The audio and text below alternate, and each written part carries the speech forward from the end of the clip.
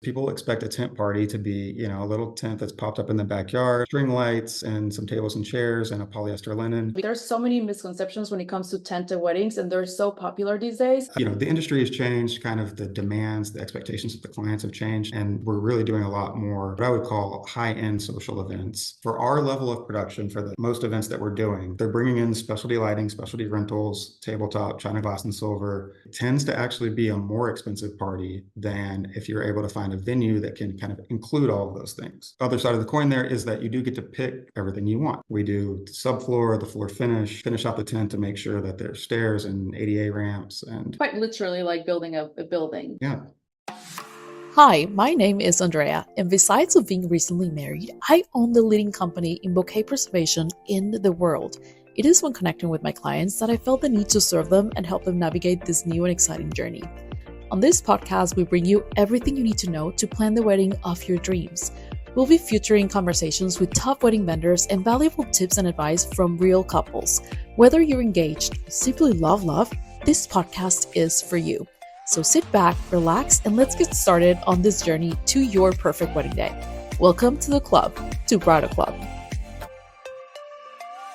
My initial wedding budget was simply based on searching the average wedding cost in the United States, without doing any further research on any specific vendors. I figured that if I had an intimate wedding of only 30 people, as opposed to the average wedding cost of 120 people, allocating 4 times as much money per person would give me the wedding of my dreams. I didn't realize that some expenses are fixed, meaning like photographers and videographers won't charge you differently if you have 30 guests or 120 or 500 wedding guests. I'm particularly excited about this episode because honestly, my whole wedding budget ended up being based around this specific vendor. I had a very clear idea in mind of what I wanted my wedding to look like, and it started with a tent. As you guys know, Justin and I got married at his family's lake house, and due to the Texas weather in November being so unpredictable, having a tent with a subfloor, walls, and AC or heater was a must. Now, I did quite a bit of research without finding much information online as far as pricing goes when it comes to a tent. If you think about it, there's so many variables to renting a tent, from the size of it that honestly not only depends on the guest count, but also the activities you're going to have in it. So from that to the subfloors, the type of tent, the setup, the breakdowns, and so on, there's so many variables. To be 100% honest, I actually didn't end up having the tent that I really wanted due to its cost. But the beauty of working with a planner is that she not only gave me pricing for what I requested, but she also came back with an alternative that would give me a very, very similar aesthetic. I wanted a contemporary, clear tent that would allow us to see the lake and then the stars at night. So today I'm interviewing Joe with Sandone Productions, the industry leader in the temporary structure in live event spaces. Joe, I know you're so busy. You were just in Vegas setting up for the Super Bowl. Thank you so much for being here today. Why don't you tell our audience who you are and everything about Sandone Productions? I'm Joe Sandone with Sandone Productions. We are a family-owned business that my father started in about 1988. So they've been doing tenting for a long time. We focus intently on tent rental, tent manufacture, tent fabrication, custom orders, and things like that. We've got some capabilities that are a little bit different than most. We focus more these days on event production. So a wedding like yours that's a little bit more involved from a production standpoint and less a quick rental where the guys are maybe dropping off tables and chairs and then leaving. We're more likely to be there a couple of days, to be producing along with your planner, your designer, your floral and lighting teams. Those are the kind of projects that we're getting more these days and really where our business is focused at this point. I've been here about 8 years now and just try to do what I can to help grow the business. We've been really busy for quite a while, and we're lucky and fortunate, I guess, that the inquiries keep coming in and our clients keep referring us to, their new clients and their partners and other vendors. I love it. So this is the first time that you and I actually connect and see each other, not even in person, but obviously digitally, because you work with my planner, Macy, who was amazing. I'm going to put you in the spot here, and I'm sorry for doing this, but I'm actually going to read a part of an email you sent me after I reached out to you because I really wanted you to be on this podcast. You said, as a podcast junkie, I've often imagined trying to explain what we do coherently and wonder if people would be interested. And I'm like, what is this guy thinking? I am so interested. I'm obviously interested in interviewing every single vendor of ours and seeing what they have to say, tips and trends, and listening to their story. But for me, I was really, really looking forward to this interview. I mean, I did a ton of research. I was struggling a little bit to find pricing online. Thank God I worked with Macy, you know, but I want to know everything about the production. There's so many misconceptions when it comes to tented weddings, and they're so popular these days. I mean, you're not wrong. As you've noted, in other areas, there's so many variables to a Yes. tented event and to a tented wedding in particular. So it's a little bit hard to give just a straight answer. It feels like maybe vendors are dodging the pricing question because it can be a little bit uncomfortable to talk about money. But the truth is that there's just so many variations, Yes. and every event, every location, every date, every kind of special request creates a little bit of a different pricing dynamic. I do think it's important to share pricing information and to get kind of some baseline information out there. But the example I use is that we may be one of the few vendors who might write a quote for $500 on the same day that we write a quote for $500,000. Probably, photographers and florists aren't doing quite as big of a range. But yeah, because a tent can go from 100 square feet to 12, 15, 20,000. It's hard to give a direct answer. After seeing some of your answers, I was like, of course, like the size of the tent, the subfloor, if it has walls, and the style of the tent. I mean, there's so many very different variables. Now, for those who are listening, they may have seen my wedding. Why don't we start there? And one of the things that I wanted to tell you too is literally like my budget was thrown out the window after I got the quote from basically you, which again, like my whole entire wedding was planned around that tent, just so you know. Yeah, so I think for yours we were at about 25,000. I did go back and look at the order and some of the requests that y'all had made. So you had a clear top tent. This was in November in Texas. So we did heat, which is good. That's not quite as expensive as AC. We did the subfloor out on the lake, which had a bit of a slope to it. So there was some leveling that needed to be done like for the 2 feet, floor. right? My husband actually, when he arrived, he's like, "Oh my gosh, this is a building."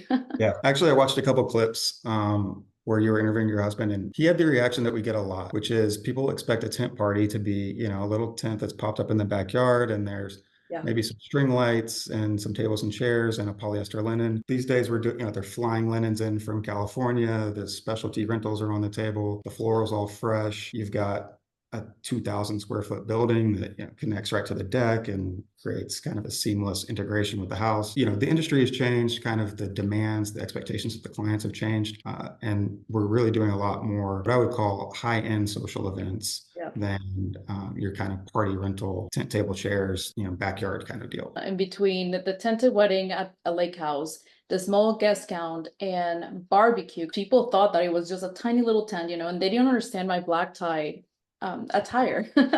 Talk about some misconceptions that you see around like tenting and everything that you guys do. First misconception I think a lot of people have is that a tented wedding is more affordable. They think maybe if you keep it at home, if you have some private property, that you can bring in a tent and throw a nice party in the backyard, 100%. which you can do.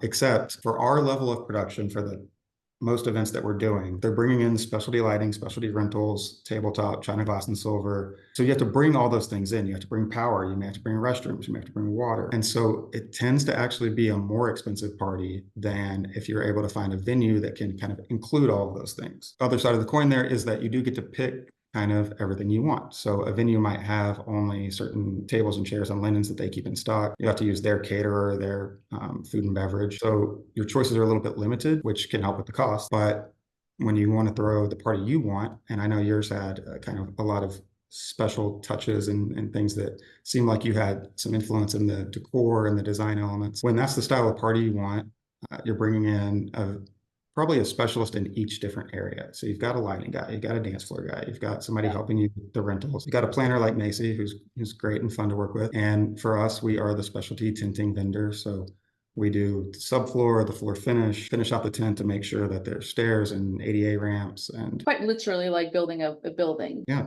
it's temporary construction, we call it, right? So we're doing very similar things to regular construction. We're just doing it in a couple days, and then you're throwing a great party, and then we're coming back to take it all with us. So. Pretty insane. I mean, seeing some behind the scenes, which I have from your Instagram, I mean, it's insane. And I really want people to actually understand all of the labor when it comes to setting up and breaking down, how does that work? Also, how many people do you normally send? Yep. So it varies a little bit, but I'd say for your event, we probably started on Tuesday or Wednesday before the Saturday party. A typical crew for us is 6 to 8 guys. They're coming out in 2 or 3 trucks. And then, so an install can be, 4 or 5 days is kind of like a normal install for us. Try to get ready before Friday so that other vendors can come in and do their thing and make it all beautiful, right? A couple days after that, maybe Monday we come, Monday, Tuesday for a tear down. So it's a more involved process than a lot of people are expecting. That's the niche that we're in when we're doing this kind of production. Yeah, and I appreciate all the feedback on here, because whenever I started researching before I started talking to Macy,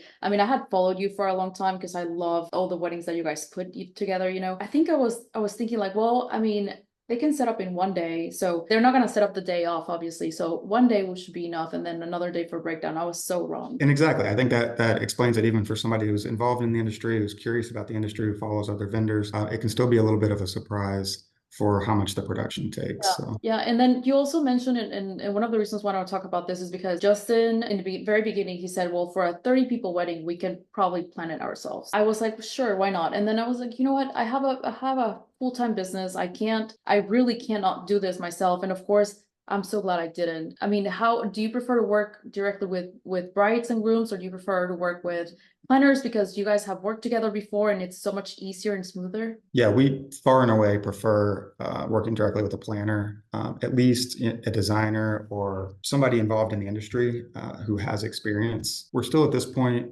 not requiring a planner, but it's something we're kind of kicking around, and especially for we're now getting a lot of inquiries for out-of-state projects, for Aspen, for Wyoming, for Montana, across the Midwest, all across the US, really. And for those events, we are requiring that an experienced full-service planner manages it, because, we're sending guys on a 2-day drive for the trucks. They're getting there. They need to know that somebody's going to facilitate the installation, the other vendors who may not be partners we work with as frequently, if ever, and all the timelines and kind of things that go into a short-term construction project. So my advice is always hire a planner. I think they're worth every penny, and you can get them in all shapes and sizes and costs and payment terms and all the things. Having somebody who's an expert and who can just offload some of that work while you've got your day-to-day, especially for the bride, in my opinion, you really don't want to be planning your own wedding. You've got other things to worry about. Absolutely. I totally agree. I know you mentioned also that is when you say a truck, it's not just like a U-Haul. You're talking about 18-wheelers, correct? Yeah, in some cases we're using semis pretty frequently. Our trucks are 26-foot flatbeds, so they're kind of like half an 18-wheeler. But yeah, the trucks are big, and we're carrying a lot of weight, and especially as the productions get larger, then it's more material, it's more guys, it's more days. Awesome. And then you are located in Dallas. You're based in Dallas, but you do serve the entire country, correct? Yes, we're located in Dallas. We started traveling mostly with kind of our Dallas-based customers who were going to Aspen or wherever they may be going. Mm-hmm. We're taking projects in Houston and Austin and around. And the last maybe year or 2 years, we've really kind of spread our wings a little bit. We've traveled to New York, to California, to Michigan, to Florida. I don't know at this point how many states. We've got a little map in my dad's office where he's tracking where we go. But yeah, we've really kind of become a specialist in destinations, even if it's maybe not a destination. If it's Kansas City, perhaps it's not a destination for you. But for us, we're traveling crews out there. They're spending maybe a week or more. And that's kind of become something that we're pretty good at. So I actually want to go back and talk a little bit about the clear tents and some misconceptions on that. Again, for me, it was very important that we could see the lake and the stars, throughout the day. But I know you mentioned a couple things about tents and how they may work for some events, but not for others. Can we touch base on that for a sec? Sure. Yes. So I do sometimes say we're a bit of a specialist in clear. We do probably more clear than anybody else, and it does look so beautiful, and people really enjoy it. We also produce our inventory in-house, so we can turn it over more quickly if we need to. We're not keeping 7-year-old clear tops. We're routinely making new tops so that they look great that first time out.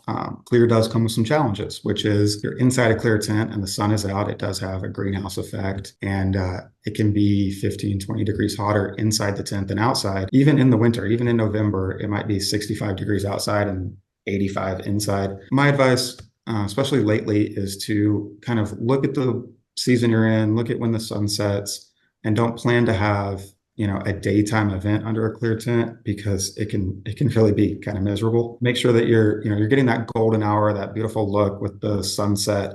That's all great. We love that. Nighttime, also great, with the lights and the stars. Again, I love this because I wouldn't have thought about that when you said greenhouse. I'm like, of course, that makes sense. Again, with a planner, she's going to be able to advise you a lot more because you have a lot of communication with them as well. It's their job. So you might be at work, and maybe you're busy, you're handling your day to day, and you also need to talk to, multiple different vendors. I think it makes sense to have that point person who can kind of run those conversations as their full-time job and take that off your plate. Yeah, entirely. Like me, again, like I didn't even know about any of this until like after the wedding. So it was so much better. Can we talk about the Super Bowl and what you were doing in Vegas just recently? We love being a part of the Super Bowl. As a company, we've done about 10. I've been on site for 7 or 8 now. And Vegas was fun. Vegas is a little bit different because the real estate is at such a high premium there.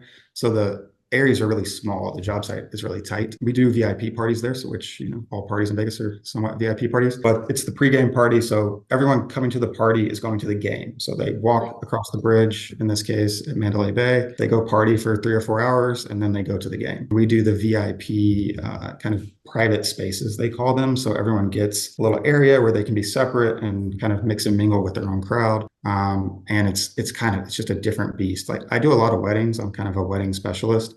But to have, you're dealing with Homeland Security and the FBI, and I really hope that you can send us some behind the scenes of any of this. I would love to share it, of course, on social media, but then also on our YouTube, since we're going to be sharing the video. I would love to just share everything that you guys do. It's amazing. So how can people connect with you and hire you, and what is that process like? Yeah, well, like we've said, we highly, highly prefer working directly with experienced planners, even new planners. We have an intake form on our website if you're having an event, or even not an event. We've got tents, so we can do construction, festival, your weddings, your venue kind of solutions. We do a lot of these days. So whatever you've got, throw it at us and we'll see if we can make something work. Wonderful. Thank you so much. And please don't forget to follow them on Instagram. Your Instagram is? At Sandone Productions on Pinterest and TikTok. And we're putting stuff out there, so check it out. Yeah, please. Amazing. Thank you so much for your time again. Of course. Thank you. Learn about all things wedding straight from the experts. Be sure to like and subscribe to Bridal Club.